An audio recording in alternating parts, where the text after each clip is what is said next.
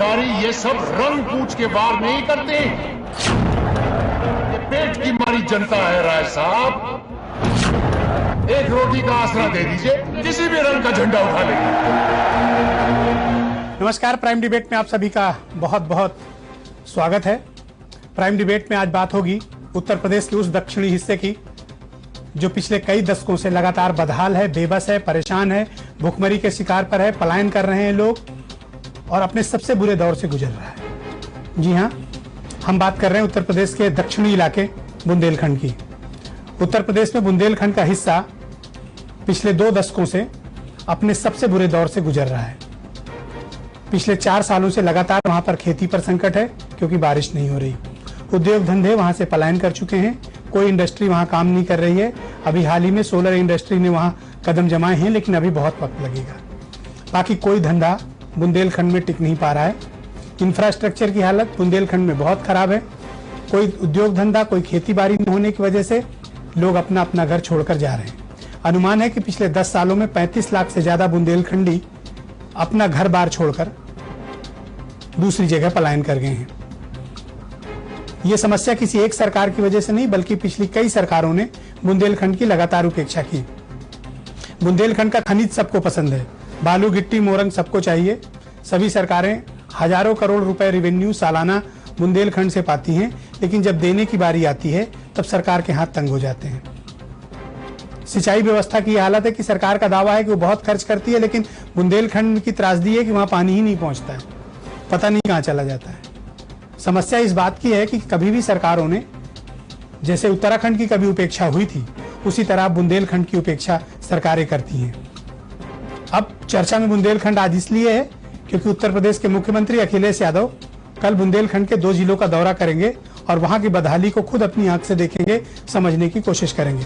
तो हम उम्मीद करते हैं कि उत्तर प्रदेश के मुख्यमंत्री बुंदेलखंड की समस्या को लेकर गंभीर होंगे वहां पहुंचकर और वहां के लोगों को कुछ वास्तविक लाभ प्रदान करने की कोशिश करेंगे। दरअसल ये वो लोग हैं जिनके सामने हर तरह की समस्या है, खाने से लेके, शिक्षा से लेके, स्वास्थ्य से लेके, धंधे और रोजगार तक की। वो ऐसा इलाका है जो सबसे ज्यादा त्रासदी का उत्तर प्रदेश में शिकार है, जो शायद मैं शब्दों में बयान नहीं कर सकता। बुंदेलखंड को जानना है तो आपको एक बार बुंदेलखंड जरूर जाना चाहिए। तो आज इसी खास विषय पर चर्चा करेंगे। मेरे साथ 4 महत्वपूर्ण मेहमान आज स्टूडियो मौजूद हैं। उत्तर प्रदेश सरकार में वरिष्ठ कैबिनेट मंत्री और समाजवादी पार्टी के नेता मनोज पांडे विशेष तौर पर सरकार का पक्ष रखेंगे कि उनकी सरकार क्या कुछ कर रही है। उत्तर प्रदेश में भारतीय जनता पार्टी के प्रदेश उपाध्यक्ष शिव प्रताप शुक्ला मेरे साथ मौजूद हैं और उत्तर प्रदेश में बिजली उपभोक्ता परिषद के अध्यक्ष और बुंदेलखंड मामलों के विशेषज्ञ अवधेश वर्मा मेरे साथ मौजूद हैं और उत्तर प्रदेश में राज्य योजना आयोग के सदस्य प्रोफेसर सुधीर पवार जो कृषि मामलों में अपने क्षेत्र में बड़े विशेषज्ञ हैं। बहुत बहुत स्वागत है आप चारों का। मंत्री जी, मैं कार्यक्रम सबसे पहले आपसे शुरू करना चाहता हूं। ये उत्तर प्रदेश का जो दक्षिणी हिस्सा है, जिसके बारे में मैंने अभी आपको भी और दर्शकों को भी बताया, इस बदहाली तक कैसे पहुंचा और क्या हम उम्मीद करें कि कल मुख्यमंत्री का वहां दौरा है, कुछ बड़ा ऐलान होगा वहां पे? देखिए, जहां तक बुंदेलखंड का सवाल है, आपने अपनी बात में ही कहा कि आज़ादी के लंबे समय से बुंदेलखंड कहीं न कहीं उपेक्षित रहा है। ये हम सब भी महसूस करते हैं कि अगर उसमें लगातार कुछ काम हुए होते, आज बुंदेलखंड की ये परिस्थितियां न होती। लेकिन आज हम बड़े दावे से कह सकते हैं और बड़ी मजबूती से कह सकते हैं, दावे तो बहुत लोग करते हैं, कि उत्तर प्रदेश में 2012 के बाद जो हमारी सरकार 2012 से बनी समाजवादियों की सरकार, हम कह सकते हैं कि अगर आप देखें कि जमीनी हकीकत में जो उत्तर प्रदेश की समाजवादियों की सरकार ने किया, अभी आपने देखा, आपने पेयजल की बात किया। आप देखिए 20 साल के इतिहास उठा करके हम समझते हैं कि 4 साल में पेयजल पर जितना बड़ा काम उत्तर प्रदेश के माननीय मुख्यमंत्री अखिलेश यादव ने किया और जितना बड़ा पैसा दिया, पैसा देना भी एक अलग बात है और धरातल पर उसका इस्तेमाल हो, क्रियान्वयन हो, लोगों तक वो बात पहुंचे, उन दोनों को देखिए। पेयजल पर 200 करोड़ रुपए दिया उत्तर प्रदेश की सरकार ने, जिसमें 40% केवल नए हैंडपंपों के सृजन के लिए दिया। पहली बार हुआ है बुंदेलखंड में, इसको सर्वे करा लिया जाए और इतिहास गवाह है कि लोगों को पानी मिले, इसके लिए पहली बार टैंकरों से भी लोगों को पेयजल दिया गया। पहली सरकार है जिसने 24 घंटे बिजली देने का ऐलान किया आजादी के बाद।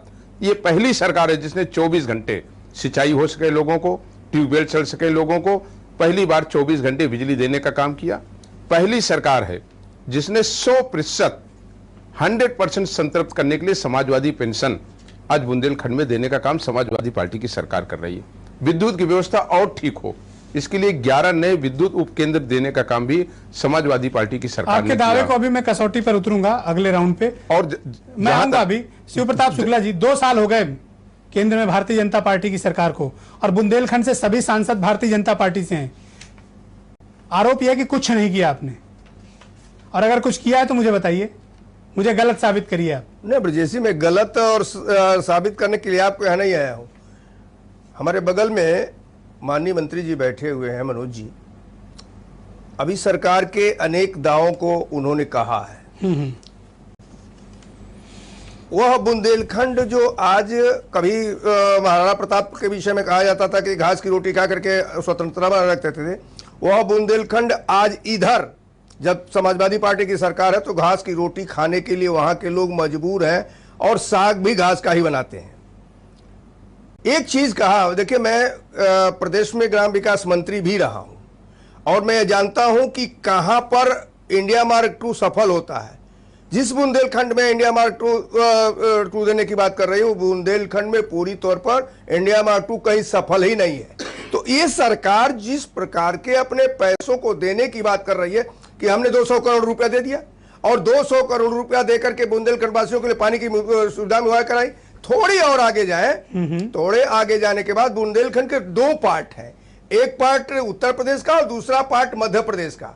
मध्य प्रदेश की सरकार ने पता नहीं कैसे, मैं नहीं कह रहा हूं, मैं कह रहा हूं पता नहीं कैसे वहां अपने यहां पानी की सुविधा को मुहैया कराया वहां के लोगों को। उत्तर प्रदेश में वो नहीं हो पा रहा है। अभी माननीय मुख्यमंत्री जी जाने वाले हैं, तो मैं वो महोबा जानते, मैं उनको ललितपुर भी भेजने की बात करता हूं कि माननीय मुख्यमंत्री जी को जानना चाहिए। 6 मौतें हो चुकी है, 6 लोग आत्महत्या कर लिए, किसान आत्महत्या करनी है।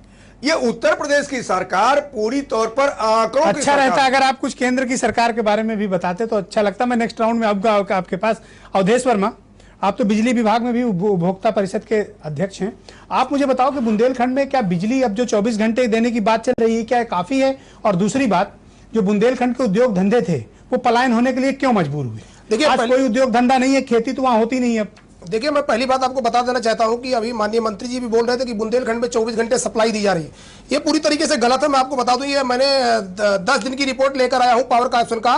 किसी दिन 15 घंटे, किसी दिन 16 घंटे, किसी दिन 17 घंटे है, और किसी दिन 14 घंटे भी है, और किसी दिन 20 घंटे। 24 घंटे की बात तो दूर है, इनके आंकड़े हैं। तो ये पूरी तरीके से सही नहीं है। अब दूसरी बात में मैं आना चाहूंगा कि कभी बुंदेलखंड का जो उद्योग था, सरिया मिल जो थी, सरिया पूरे देश में वो क्यों खत्म हो गई? हजारों, पहली बात तो लोग सरेंडर करके चले गए यहां से, उनको सही बिजली नहीं मिल रही थी, उनका उत्पीड़न हो रहा था। जिस तरीके से उनकी बिजली दर है बुंदेलखंड की, हमेशा जब तक रेगुलेटर नहीं बना हुआ था वहां का अलग बिजली दर आती थी उनकी बिजली, और राज्य के जो दूसरे जिले हैं उनसे उद्योगों की बिजली दर एकदम अलग होती थी। अब सबकी बिजली दर एक हो गई, बुंदेलखंड की बिजली दर वही है, दूसरी भी वही है, केवल किसानों में थोड़ा सा अंतर है। उसको लेकर क्या हुआ, उद्योग नोएडा की बिजली और बुंदेलखंड की बिजली को कंपेयर एक साथ नहीं कर सकते। बिल्कुल, ये दोनों एक साथ जब कंपेयर करने लगे तो उद्योग वहां से भागकर चले गए और पहले कोटद्वार गए, और अब पूरे उत्तर प्रदेश तो वहां का सरिया मिल पूरी ना के बराबर हो गया, और उसका हो रहा है। इसमें सरकार की पारदर्शी नीति का सबसे बड़ा वो है।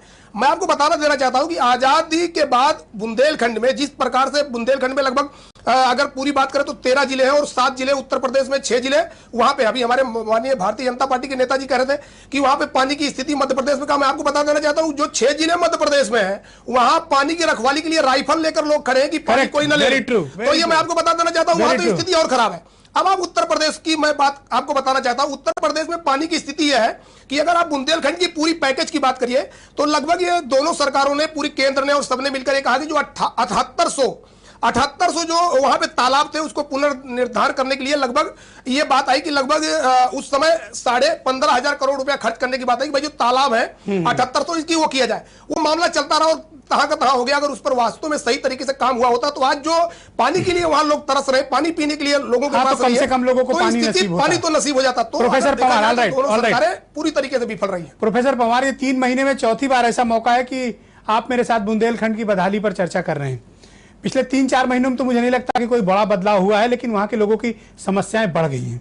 आप तो राज्य योजना आयोग में हैं, क्या आप इस तरह की सलाहें सरकार को नहीं देते हैं कि वहां की बदहाली पर कुछ ठोस और कुछ निष्कर्ष वाले नतीजे निकाले जाएं, कुछ लॉन्ग टर्म, कुछ शॉर्ट टर्म पहल हो, ताकि वहां के लोगों को रिलीफ तो मिले। ठीक है, मुख्यमंत्री दौरा कर रहे हैं, उनके अफसर दौरा कर रहे हैं, लेकिन इन दौरों से कोई तस्वीर नहीं बदल रही है। नहीं, आप ये तो मानेंगे कि जितनी संवेदनशील ये सरकार है उतनी पहले कोई सरकार, ये जनता ने मानना है, मुझे नहीं मानना है। हाँ, जनता भी मान रही इस बात को, और मेरे पास तो फैक्ट्स हैं जी कि जो भारत सरकार ने जो पैकेज दिया था बुंदेलखंड के लिए, वो 3,606 करोड़ रुपए का पैकेज दिया गया था 2009-10 में, 3 साल के लिए। जो हुआ, जो टोटल मिला उसे, वो हमें 1,695 करोड़ रुपया मिला टोटल। उसके बाद फिर जो सेकंड आती है स्टेज 2012 से 17 के बीच में, उसे हमने 2,515 करोड़ रुपया रखा गया था, जिसमें अब तक हमें कुल जो 383.11 करोड़ रुपया मिला। 2015-16 में ये बुंदेलखंड का पैकेज की जो स्कीम थी वो डीलिंग कर दी भारत सरकार ने। नहीं, मेरा तो आपसे बेसिक क्वेश्चन ये है जी कि कोई एक शॉर्ट टर्म और लॉन्ग टर्म कोई विजन, कोई पॉलिसी बुंदेलखंड को लेकर अलग से क्यों नहीं बनाई जा रही? मेरी आपत्ति इस बात पर है पॉलिसी कि आप किसी पॉलिसी मैटर पर काम नहीं कर रही कोई सरकार। हर पॉलिसी आपने कहीं समस्या हुई, थोड़ा सा कुछ कर दिया, बात खत्म। ये तो आप मानेंगे कि हर पॉलिसी को, आपने कहा 24 घंटे लाइट देंगे, लेकिन देखिए आपका डेटा बता रहा है 15 घंटे ज्यादा लाइट ही नहीं। हर पॉलिसी के इम्प्लीमेंटेशन के लिए पैसा चाहिए, धन की व्यवस्था तो करनी पड़ेगी। जो I do agree with you कि धन की व्यवस्था होनी चाहिए, लेकिन जितनी सरकार की प्रायोरिटी पे बुंदेलखंड है, जो कल मुख्यमंत्री जी जाके जो पैकेट बांटने वाले हैं, वो शायद भारत में कहीं भी किसी सूखा पीड़ित क्षेत्र में नहीं हुआ जितनी सामग्री हम देने जा रहे, मतलब प्रति जो परिवार है उसके लिए। दूसरा, जो त्वरित आर्थिक विकास हमारा जो मुख्यमंत्री जी के डिस्क्रिप्शन पे है, पिछली बार हमने 361 करोड़ रुपया इस साल में अब तक का हम लोगों ने खर्च किया, जो किसी एरिया के लिए नहीं है। तो सरकार की प्रायोरिटी में बुंदेलखंड है, वो आपकी बात बिल्कुल ठीक है कि चैलेंज एरिया है। इसका एक स्पेसिफिक, मैं तो पिछली बार भी आपसे कह रहा था कि कोई इसका एक विजन बनना चाहिए, कुछ जिम्मेदार लोगों को इकट्ठा करके बुंदेलखंड पर प्रॉपर स्टडी करके एक शॉर्ट टर्म, एक लॉन्ग टर्म विजन तैयार किया जाना चाहिए, इसको एग्जीक्यूट किया जाना चाहिए। इसके लिए स्पेशल टास्क फोर्स बनाइए आप लोग। नहीं, स्पेशल टास्क फोर्स उसके लिए है। आप इसके साथ उत्तराखंड जैसा व्यवहार कर रहे हैं, और आने वाले दिनों में अगर यही आप करते रहे तो बुंदेलखंड से भी ये आवाज उठेगी, और उठ भी रही है, कि उसको उत्तर प्रदेश से अलग किया जाए। जो वो क्लाइमेटिकली चैलेंज एरिया है, इसमें कोई दो मत नहीं है किसी के। इसी के लिए मतलब जो भारत सरकार या उत्तर प्रदेश सरकार, उसके लिए स्पेशल पैकेज। मनोज पांडे जी, आरोप है कि आपकी सरकार बिल्कुल बुंदेलखंड पर ध्यान नहीं दे रही है। कहने के लिए दौरे तो बहुत होते हैं, लेकिन कोई ठोस पहल उत्तर प्रदेश की सरकार नहीं कर पाई। देखिए ब्रजेश जी, हम लोग यहाँ डिबेट पे आए हैं, और मैं चाहूंगा कि केवल विरोध के लिए विरोध की बातें न उठें। आज मैं बहुत दावे से कह सकता हूं, अभी हमारे योजना आयोग के सदस्य जी ने कहा कि संवेदनशीलता आज तक दुनिया का इतिहास रहा है। कभी विकास पैसे से नहीं हुआ है, विकास ताकत से नहीं हुआ, और किसी का उत्थान भी ताकत से नहीं हुआ है। उसके लिए भावना और संवेदना चाहिए। आज मैं मजबूती से कह सकता हूं, और हमारे साथी ने माना कि 16 घंटे और 20 घंटे लाइट मिल रही है। एक पहल शुरू की है उस बुंदेलखंड में जहां 2 घंटे बिजली नहीं मिलती थी। पीछे बसपा की सरकारें भी रही और भाजपा की भी सरकारें रही, और आज देश में दिल्ली की सरकार बैठी हुई है।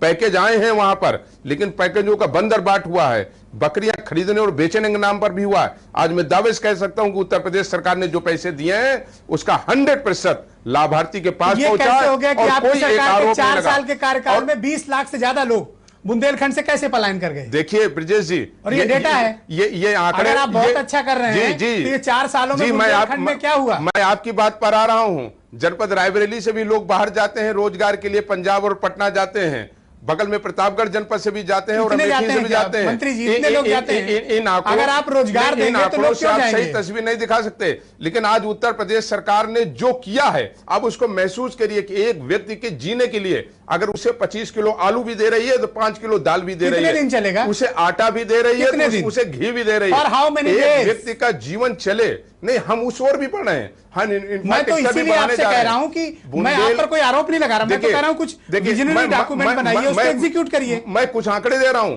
बुंदेलखंड में ऊर्जा पर जितना पैसा हमने दिया, वो आने वाली जो पूर्ववर्ती सरकारें थी उनसे हमने 23.6% ज्यादा दिया। सड़कों पर हमने जो पैसा दिया वो 42.9% हमने ज्यादा दिया है। व्यक्ति का जीवन चल सके इसके लिए जितना पैसा, वो व्यक्ति की मौत ना हो, व्यक्ति भूखमरी से ना रहे, जो पैसा उत्तर प्रदेश के मुख्यमंत्री ने दिया है और जिस दरिया दिल्ली से दिया है, मैं दावा करता हूं कि दिल्ली में बैठे हुए लोगों ने जो बड़ी बड़ी बातें करते थे 2014 के चुनाव में, जो 2014 में बड़ी बड़ी बातें करते थे, मेरी बात सुनो, कहीं नहीं गया। मंत्री जी, अगर बुंदेलखंड में अगर आप बिजली की दरें कमर्शियली कम कर दें बाकी उत्तर प्रदेश के मुकाबले, तो मुझे लगता है वहां उद्योग धंधे कुछ जमेंगे, कुछ लोगों को रोजगार तो मिलेगा। आप नोएडा में जो रेट लेते हैं बिजली का, वही रेट आप जालौन महोबा में कैसे लेंगे? क्या आपको लगता है कि नोएडा के बराबर का धंधा है वहां पे? जब वो आप क्यों नहीं इस चीज को आप स्टडी करते हैं? नहीं, ये विसंगति है, और इस विसंगति को आप नहीं हैंडल करोगे तो कौन करेगा? अगर वहां से सरिया उद्योग जालौन और हमीरपुर से तबाह हुआ है तो उसके लिए आप लोग भी जिम्मेदार। उसका जिम्मेदार कौन है? उसमें कौन सी सरकार थी? तो आपने उसमें समाजवादी सरकार नहीं थी, उस समय वो सरकार। आज आप ऐलान करो, you are minister and cabinet minister, आप ऐलान करो कि बिजली का रेट कम करोगे उधर। देखिए, आई अप्रिशिएट यू। देखिए, मैं आपकी सराहना करूंगा अगर आपने रेट कम किया। आज आवश्यकता है ब्रजेश जी वहां के लोगों के जनजीवन को अच्छा करने को, उनको 2 जून की रोटी मुहैया कराने की, उनके तन पर कपड़ा देने की, उनको रोजगार देने की, उनको रोजगार देने की। आप उन सरकारों को देखिए जिन्होंने 45 साल राज किया, जिन्होंने इस देश में 45 साल राज किया, और आज इस हालात में बुंदेलखंड को खड़ा करने वाले लोग कौन से हैं? शिव प्रताप शुक्ला जी, आज उत्तर प्रदेश मुझे अच्छे से याद है करके दिया बुंदेलखंड में, आज वो लकीर बन गई है। ऑलराइट शुक्ला जी, जिस वक्त मुझे अच्छी तरह याद है लोकसभा के चुनाव हो रहे थे देश भर में, तो उत्तर प्रदेश में झांसी में तब के प्रधानमंत्री के पद के प्रत्याशी और अब के प्रधानमंत्री नरेंद्र मोदी की बड़ी रैली हुई थी, और बुंदेलखंड की बदहाली पर बड़े उन्होंने आंसू बहाए थे। लेकिन जब करने की बारी आई है तो बुंदेलखंड के लिए एक स्टेप भी केंद्र की सरकार ने नहीं लिया। आपने बहुत बातें कही कि राज्य सरकार ने ये नहीं किया, वो नहीं किया, ठीक है नहीं किया, बट क्या आप मुझे बता सकते हो कि इन 2 सालों में आपने कुछ किया? आप पर जनता ने विश्वास किया था केंद्र की सरकार में, आप कोई इनिशिएटिव ला पाए वहां पे, कोई काम ऐसा कर पाए? अगर किसान आत्महत्या कर रहे हैं तो आपके मंत्री और आपके क्या कर रहे हैं? जल संसाधन मंत्री वहां की बैठी हुई, उनके तो पोस्टर्स लगे हैं झांसी में कि वो गायब है, गुमशुदा है, उनकी तलाश की जाए। देखिए ब्रजेश जी, जहां तक करने की बात है, हम जब स्टेट में गवर्नमेंट में थे तब भी किए हैं। सबसे पहली बार कल्याण सिंह जब मुख्यमंत्री थे। प्लीज मुझे बताइए कि मुझे नो प्लीज मुझे बताइए केंद्र सरकार ने क्या किया? केंद्र सरकार ने का वक्त चला गया। केंद्र सरकार ने भी अपने बजट के पार्ट को ये जरूर है कि उसको बाइफरकेट नहीं किया। बाइफरकेट करने का काम स्टेट नहीं, मैं आऊंगा, आपको बता दूं please one by one. Pawar साहब, मैं मानता हूं कि आप सरकार का पक्ष रखते हैं, पवार साहब सरकार का पक्ष अपनी बारी में आप इनको आंसर दीजिए। मंत्री जी प्लीज वेट, मंत्री जी प्लीज वेट, उनको जवाब देने दीजिए, फिर मैं आऊंगा आपके पास। जी Shukla ji please go ahead. तो ये जो है अभी कहा गया ना, सड़कों के संदर्भ में, सड़कों का पैसा कहां से आ रहा है? केंद्र सरकार से आ रहा है। तो केंद्र सरकार के पैसे को बंदरबाट अगर प्रदेश सरकार कर रही है तो कौन सा पैसा आपने दिया मुझे बताओ तो सही, मेरी जानकारी बढ़ाओ। मंत्री जी प्लीज आप बताओ क्या पैसे दिए? ब्रजेश जी, सड़क तो केवल बुंदेलखंड में ही नहीं है। आज कैबिनेट का एक फैसला हुआ है जिस फैसले में यह कहा गया है कि फरेंदा की सड़क को और जलरोल रोड की सड़क को हम 4 लेन कर रहे हैं। मेरी समझ में नहीं आता है कि यह सरकार फैसला लेती है और जो ये फरेंदा की सड़क 4 लेन बन रही है और जरवल की सड़क बन चुकी। प्लीज हम आज फरेंदा की कोई बात नहीं करेंगे, आज केवल बुंदेलखंड, ओनली बुंदेलखंड। मंत्री जी 4 लेन के रूप में परिवर्तित प्लीज वेट, ये कैबिनेट के निर्णय को गलत परिभाषित किया जा रहा है। नो गलत, please only Bundelkhand, only Bundelkhand. केंद्र की सरकार ने ब्रजेश जी पूरी तौर पर बुंदेलखंड पर ध्यान दिया है, और अभी अपने उस समय के भाषण में भी यह बात बहुत साफ आई थी कि हम विशेष तौर पर जो है बुंदेलखंड को लेंगे। लेकिन बुंदेलखंड की पूरी समस्या को लेकर के राज्य सरकार को केंद्र सरकार के साथ बैठना चाहिए। हम भी यह चाहते हैं कि बुंदेलखंड के लोग जिस प्रकार से पीड़ित है नहीं होना चाहिए। आप भी वोट मांगने जाएंगे शुक्ला जी, आप भी वोट मांगने जाएंगे, चुनावी साल है। अवधेश वर्मा प्लीज, मंत्री जी प्लीज वेट। अवधेश वर्मा आप ये मुझे बताओ कि उद्योग धंधा अगर जमाना हो बुंदेलखंड में तो आप राज्य सरकार को सुझाव दो कि बिजली की दरों में क्या क्या ऐसा किया जाए जिससे बुंदेलखंड में इंडस्ट्रियलिस्ट आकर्षित हों और बुंदेलखंड में अपनी इंडस्ट्री लगाएं। अगर वहां खेती नहीं हो रही तो लोगों को रोजगार धंधा तो मिले। देखिए, सबसे पहले मैं आपको बता देना चाहता हूं, जो उद्योग आप समाधान बताओ, समस्या तो सब हो गई। जो उद्योग धंधे और जो भी वहां क्या किया जाए, रेट कम किए जाए। उसके लिए HB1 HB2 की जो कैटेगरी है उसमें वहां की बिजली दरें कम से कम दूसरे जिलों से की कैटेगरी से लगभग 15 से 20% की कमी की जाए। पहले 30% की बात आती थी जब रेगुलेटर नहीं बना था, तो कम से कम अब आज की डेट में 15 से 20% की कमी की जाए। अपने आप वहां उद्योग धंधे आने लगेंगे, क्योंकि मुझे पता था जब बुंदेलखंड से लोग भागने लगे तो कोट द्वार में गए कि वहां पे उत्तराखंड में बिजली की दरें सस्ती थी। आज अगर यहाँ सस्ती कर दी है, छत्तीसगढ़ और मध्य प्रदेश, छत्तीसगढ़ मध्य प्रदेश में भी गए क्योंकि वहां पे भी सस्ती थी। एक चीज मैं और आपको बहुत इंपॉर्टेंट चीज बताना चाहूंगा, अभी बुंदेलखंड में किसानों की बिजली दरों के लिए हमने नियामक आयोग में याचिका दाखिल की कि भाई वहां पे स्थिति बहुत खराब है, किसान भुखमरी की कगार पर, 100% उनकी बिजली दरें कम से कम इस बार माफ कर दिया जाए। रेगुलेटर भी एग्री हो गया और रेगुलेटर ने नियामक आयोग की तरफ से पावर कॉर्पोरेशन से जवाब मांगा कि भाई इनकी बिल वहां माफ कर दिया जाए 100%। अभी आज भी रेगुलेटर ने दोबारा उस पर रिमाइंडर लिखा कि भाई इसके प्रस्ताव आप क्यों नहीं दे रहे।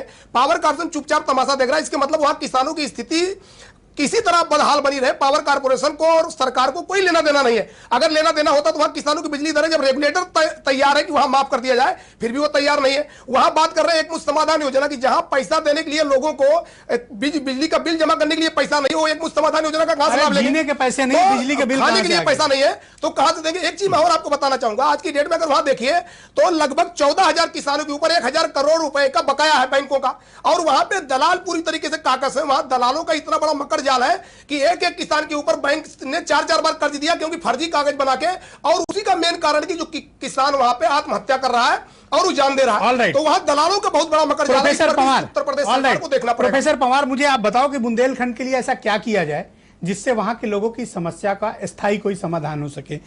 इसके कुछ हमें सुझावों पे जाना चाहिए ताकि वहां के लोगों की हम समस्या कम कर सकें। हम प्रॉब्लम्स तो बहुत बताते हैं लेकिन समाधान देने का भी वक्त यही है।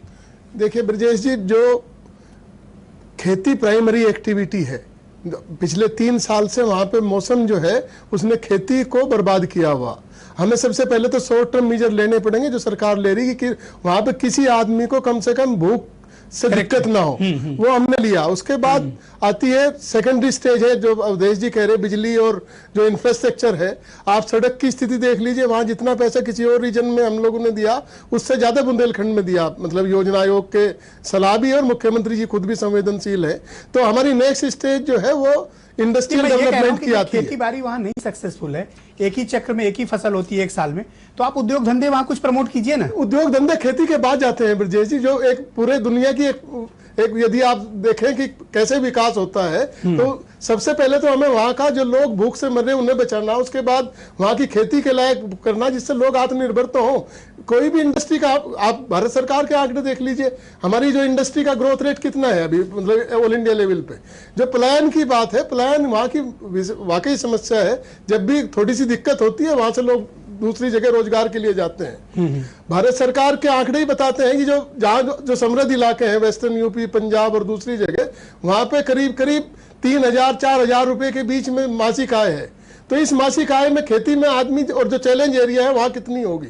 तो ये सबसे पहला स्टेप तो जो मुख्यमंत्री जी ले रहे कि कोई आदमी वहां भूख से न मरे, सबसे पहली तो ये प्राथमिकता है हम लोगों की, पानी मिले सबको।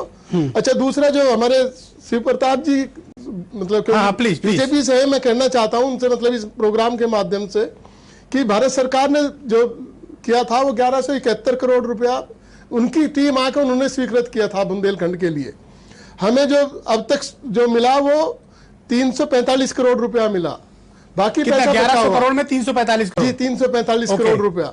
बाकी जो शुक्ला जी आप फिगर चेक कर लीजिएगा बाद में जी। हाँ, मेरे पास है फिगर ऑथेंटिक फिगर है। तो जो वहाँ नीति आयोग ने केंद्र सरकार की तरफ से अपेक्षित सहयोग नहीं है। नहीं, मुख्यमंत्री जी 2 बार चिट्ठी लिख चुके हैं कि हमारा जो ऑलराइट प्रोग्राम के लास्ट जो थी अंतिम चरण में हम चलते हैं। 20 सेकंड आप चारों के लिए। सबसे पहले मंत्री मनोज पांडे जी, आप मुझे बताइए कि बुंदेलखंड की समस्या का स्थायी समाधान क्या है। देखिए, मैं 3 बातें कहना चाहता हूं ब्रजेश जी, संक्षेप में। एक तो पहली चीज मैं ये कहना चाहता हूं कि अगर किसी व्यक्ति की दुर्घटना में मृत्यु हो रही हो तो सबसे पहले उसे फर्स्ट एड दिया जाता है। आज उत्तर प्रदेश के इस बुंदेलखंड में जो भुखमरी की कागार है और जो ये स्थिति आई है वो किन लोगों के कारण आई है, इस पर विचार करना चाहिए। आज उत्तर प्रदेश के मुख्यमंत्री, आज माननीय मुख्यमंत्री जी ने जिस संवेदनशीलता से इन 4 वर्षों में लोगों को जीने का सहारा दिया है, आज वही जरूरत थी फर्स्ट एड की। दूसरी चीज ये है, पैकेज से आज तक कभी विकास नहीं हुआ। मैं सहमत हूं, इस बात से सहमत हूं। जिस ईमानदारी मनमोहन सरकार ने भी यही किया था और कुछ नहीं हुआ बुंदेलखंड, कुछ नहीं हुआ। माननीय मुख्यमंत्री जी ने जो पैसे, पावर की जरूरत है इसके लिए, माननीय मुख्यमंत्री जी ने जो पैसे आज बुंदेलखंड के लिए दिए हैं, मैं दावे से कह सकता हूं वो 100% शुक्ला जी, मुख्यमंत्री जी की संवेदनशीलता प्लीज को आज धन्यवाद देना चाहिए। और उत्तर प्रदेश में प्रशंसा कर रहे हैं उनकी संवेदनशीलता का कि उन्होंने Time over. यथार्थ में लोगों के लिए काम करने का काम किया है। शिव प्रताप शुक्ला जी प्लीज 20 सेकंड समाधान बताइए। भारतीय जनता पार्टी सहयोग भी ने नहीं कर रहे हैं आप बुंदेलखंड लोग। के संदर्भ में अपना एक प्रतिनिधिमंडल भाजपा के विधानमंडल दल के नेता सुरेश खन्ना के साथ भेजा था। उन लोगों ने पूरी रिपोर्ट तैयार की। हम वो रिपोर्ट भारत सरकार को भी भेज रहे हैं। इस सरकार को तो देने का कोई मतलब नहीं है, क्योंकि ये तो कागजी नहीं, आप केंद्र से ही करा लो और वहीं से करा दो। केंद्र से ही राहत मिले हमें कहीं से मिले। पवार साहब जरूर मैं कहना चाहूंगा, It doesn't matter कि केंद्र दे रहा है राज्य दे रहा है। पैसे की बात वो कहे, Relief is important। सरकारें एक साथ पैसे नहीं दिया करती हैं। जो भी पैसा मिला और बाद में जो सेंट्रल गवर्नमेंट का पूल होता है, इस पूल से भी राज्य सरकार को खर्च करना पड़ता है। Okay। ये नहीं बताया है कि कितना पैसा जो है सेंट्रल गवर्नमेंट के पूल का पड़ा हुआ है, जिसको राज्य सरकार विभिन्न मदों में खर्च कर रही है। अब ये पवार साहब डाटा छिपाए तो मैं क्या मेरे पास तो डाटा है, मैं तो बिल्कुल सही। ऑलराइट, अवधेश वर्मा 20 तो सेकंड फिर वो बात कहिए please. Okay, Avdhesh Verma 20 second. देखिए, मैं एक बात कहना चाहूंगा। आजादी के बाद समाधान। ऐसी हालत जो हुई है त्रासदी के लिए, सभी जितने भी दल है एक दूसरे के ऊपर बिल्कुल। आरोप प्रत्यारोप ना लगाए और इस पर बुंदेलखंड एक साझा पॉलिटिक्स। बुंदेलखंड के मुद्दे पर सभी दलों को एक साझा बैठक करके एक कॉमन प्रोग्राम बना के सभी नेताओं को एक साथ जाना चाहिए। Okay। एक नेता जब जाता है तो दूसरे नेता पर आरोप लगाता है, एक नेता जाता दूसरे नेता पर। सभी नेता वास्तव में अगर बुंदेलखंड का सुख सुविधा देखना चाहते हैं तो एक साथ कॉमन मिनिमम प्रोग्राम बनाए और एक साथ वहां का दौरा करें और एक नीति बनाए कि कहां से क्या होगा। Professor Pawar 20 second. ऑलराइट, में जाके वहां की 20 सेकंड, टाइम ओवर। ओके, आप जिस भाषण का जिक्र कर रहे थे मोदी जी के, उन्होंने कहा था कि तकदीर भी बदलनी चाहिए और तस्वीर भी बदलनी चाहिए। ये बड़ा फेमस सेंटेंस था। लेकिन उस तकदीर और तस्वीर बदलने के लिए अब तक तो बुंदेलखंड में तो न जवानी काम आ रही न पानी काम आ रहा है। उसके लिए हमें वहां भी नहीं थम रिसोर्सेज, रहा। उसके लिए हमें केंद्र की सहायता की जरूरत है। मतलब योजना आयोग के सदस्य के नाते मैं कह सकता हूं, जितना पिछली बार सरकार ने दिया उतने की तो कम से कम जरूरत है और उसे स्पेशल पैकेज की जरूरत है। ऑलराइट, बहुत बहुत धन्यवाद मंत्री मनोज पांडे, शिव प्रताप शुक्ला, अवधेश वर्मा, प्रोफेसर सुधीर पंवार। आप चारों का बहुत बहुत शुक्रिया बुंदेलखंड के मामले पर इस गंभीर बहस में सम्मिलित होने के लिए। बहुत बहुत शुक्रिया। इसमें कोई दो राय नहीं है कि उत्तर प्रदेश का दक्षिणी इलाका अपने सबसे बुरे दौर कर रहा है। उम्मीद ये की जा रही है कि राजनीतिक दल बुंदेलखंड पर कोई पॉलिटिक्स नहीं करेंगे और बुंदेलखंड के लोगों को शॉर्ट टर्म और लॉन्ग टर्म पॉलिसी देंगे ताकि उनकी समस्या का स्थायी समाधान ढूंढा जा सके, कहीं बुंदेलखंड में हालात पहाड़ जैसे न हो जाएं। बहुत बहुत शुक्रिया। रात 11:30 पर इस पूरी बहस को आप दोबारा देख सकते हैं। धन्यवाद।